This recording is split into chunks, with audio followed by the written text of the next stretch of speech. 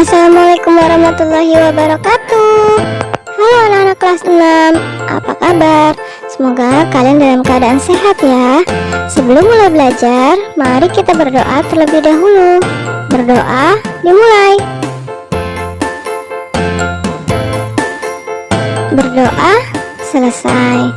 Kita akan belajar tema 8, Bumiku, subtema 2, Bumiku dan musimnya, pembelajaran 4. Dalam pembelajaran kali ini, muatan pelajaran yang terdapat di dalamnya adalah Bahasa Indonesia pada 3.8, IPS KD 3.1, dan PPKN KD 3.2. Sangat menarik ya belajar tentang negara-negara tetangga Indonesia, belajar tentang kondisi alam dan kondisi sosial budaya negara-negara tetangga dapat membuka wawasan kita. Mari kita pelajari kondisi sosial budaya negara Vietnam dan Thailand. Keadaan sosial budaya negara Vietnam. Orang Vietnam merupakan kelompok terbesar di negara Vietnam. Mereka disebut Viet atau Kinh. Mereka tinggal di tepi pantai. Orang Hoa, etnis Tionghoa, tinggal di dataran rendah. Pakaian tradisional wanita Vietnam disebut Áo Dai. Áo Dai dahulu dipakai oleh wanita dan pria. Sekarang kebanyakan dipakai oleh wanita. Keadaan sosial budaya negara Thailand. Thailand dikenal sebagai negara gajah putih. Penduduknya adalah etnis Thai dan Lao. Sebagian besar penduduk Thailand memeluk agama Buddha Theravada. Ada juga pemeluk agama Islam, Kristen, dan Hindu. Bahasa Thailand merupakan bahasa nasional. Bahasa Inggris diajarkan di sekolah. Olahraga tinju tradisional Thailand disebut Muay Thai. Thailand merupakan daerah tujuan wisata. Banyak wisatawan mancanegara yang berkunjung. Mereka ingin mengunjungi objek wisata pantainya, misalnya Pantai Pattaya. Nah, anak-anak, bacalah kembali informasi tentang keadaan geografis negara Vietnam dan negara Thailand. Lalu analisislah keadaan sosial budayanya dan keadaan geografis. Lalu kalian tuliskan dalam tabel berikut ini.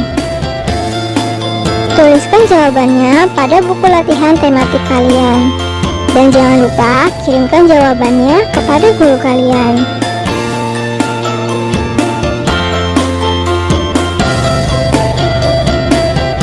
Mari kita baca teks berikut ini. Pembangunan sektor pertanian di Asia Tenggara. Pertanian merupakan sektor yang sangat strategis untuk menumbuhkan perekonomian negara, khususnya bagi negara-negara berkembang di kawasan Asia Tenggara. 3 negara, yaitu Thailand, Vietnam, dan Kamboja, menjadi contoh dalam penelitian ini untuk melihat pembangunan sektor pertanian. Bagi ketiga negara tersebut, sektor pertanian adalah kunci perekonomian mereka dari waktu ke waktu. Sektor pertanian mempunyai arti yang sangat penting bagi masyarakat dan sangat berarti untuk menopang perekonomian negara di Asia Tenggara. Raja Bhumibol Adulyadej dari Thailand mengibaratkan agriculture is the human life, yang dapat diartikan bahwa kehidupan masyarakat sangat bergantung pada sektor pertanian. Selain sebagai penyumbang perkembangan perekonomian, keuntungan lain yang didapatkan dari sektor pertanian adalah penyerapan tenaga kerja yang tinggi, khususnya tenaga kerja di pedesaan. Di Thailand misalnya, dari tahun 2001 sampai dengan 2006, sektor pertanian menyerap 38% sampai dengan 39% dari seluruh total tenaga kerja. Sektor ini pun telah berjasa dalam menyerap tenaga kerja yang terkena pemutusan hubungan kerja ketika krisis ekonomi regional melanda Thailand pada tahun 1997 sampai 1998. Sementara itu, Kamboja, data World Bank menyebutkan bahwa sekitar 75% sampai 85% penduduk bekerja pada sektor pertanian. Sektor pertanian, terutama pertanian padi, merupakan sumber pendapatan utama bagi mayoritas petani di Thailand, Vietnam, maupun Kamboja. Ketiga negara ini mempunyai kelebihan sumber daya alam, antara lain terdapatnya kawasan subur untuk budidaya tanaman padi, seperti di delta Sungai Mekong.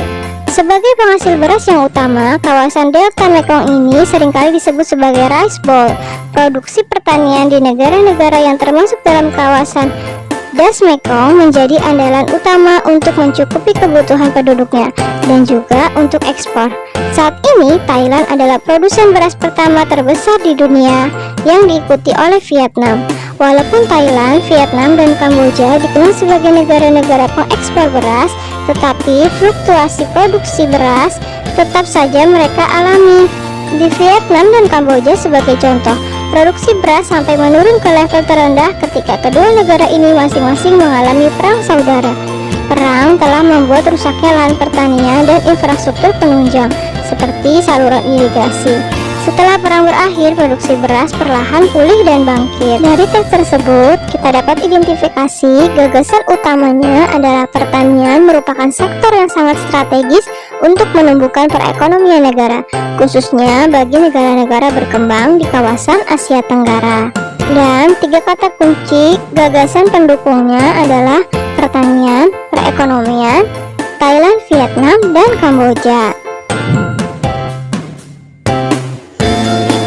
Kita telah mempelajari keadaan alam dan sosial budaya beberapa negara di Asia Tenggara. Setiap negara memiliki keunikan masing-masing, namun ada satu persamaan yang dimiliki negara-negara tersebut, yaitu kebutuhan rakyatnya untuk mendapatkan hidup yang layak.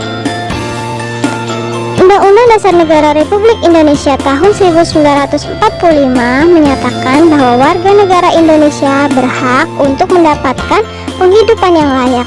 Setiap warga negara berhak untuk hidup secara layak di Indonesia dan mengusahakan suatu usaha untuk mencapai tujuan tersebut.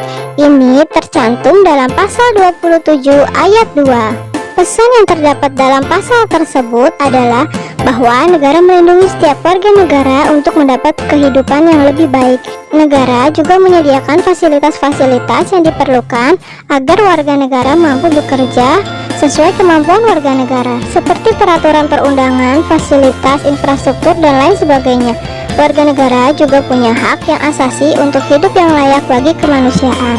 Pasal tersebut juga menyinggung tentang tanggung jawab warga negara dalam mengusahakan kehidupan yang layak, karena tanggung jawab warga negara dilaksanakan dengan cara melakukan hak dan kewajibannya secara seimbang, sehingga mendapatkan hak pekerjaan dan kehidupan juga merupakan bentuk tanggung jawab warga negara.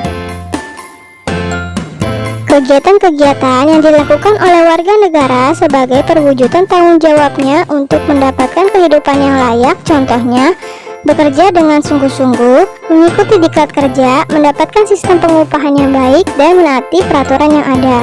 Apabila warga negara tersebut tidak melakukan tanggung jawabnya, akan terjadi ketidakseimbangan antara hak dan kewajiban yang akan menimbulkan pertikaian, konflik, permusuhan, dan pada akhirnya hilangnya nilai kebersamaan, kekeluargaan, dan juga persatuan. Baiklah anak-anak, demikianlah pembelajaran kita kali ini. Semoga dapat kalian pahami dengan baik dan semoga bermanfaat. Sampai jumpa di pembelajaran berikutnya. Akhir kata, Ibu ucapkan terima kasih dan wassalamualaikum warahmatullahi wabarakatuh.